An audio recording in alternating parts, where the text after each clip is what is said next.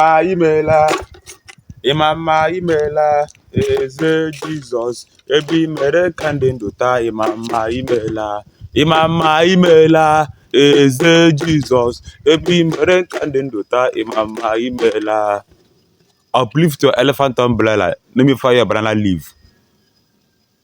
If I na working up 99, mpaga mage amangwagi agenti. Eburu nna mụta nwa nwaanyị ịmụta nwa nwaanyị wepụta time for that girl bụ nwa gị nwaanyị maka na ọ bụrụ na wepụta time for that girl bụ nwa gị nwaanyị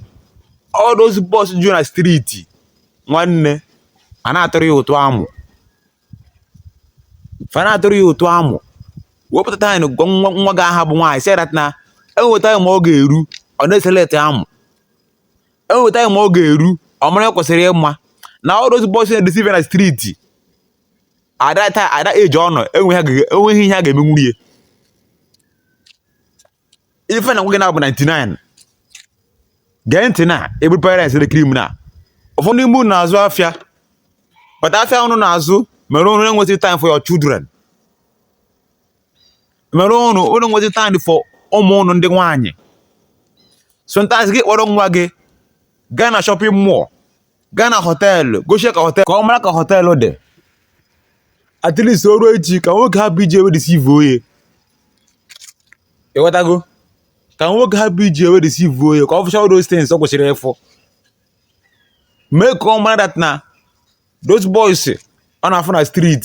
ọ na-afụ na chọọchị ọ na-afụ na skuulu na-enweghị ihe a nwere ọfa ya at this age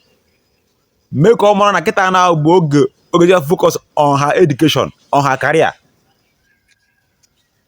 ọ ga-reduce if otu o si edis virgin girls these days maka ụmụ nwaanyị dị ka akwa otu ọbụla isi handle afa ka a ga-echika nọrọ gị if you train them very well and make them understand things they supposed to understand in the early stage ha ma fall your hand so e bụrụ nna bụrụ nne ị na-azụ afịa ị na-arụ ọrụ oyibo nwee time for your children nwee time for your girl's child ọ ga-enye aka ịfụ na the girl toro enweghị emere ya nri ịghọtago uplift your elephant umbrella ife na-agwụ nụ na bụ 99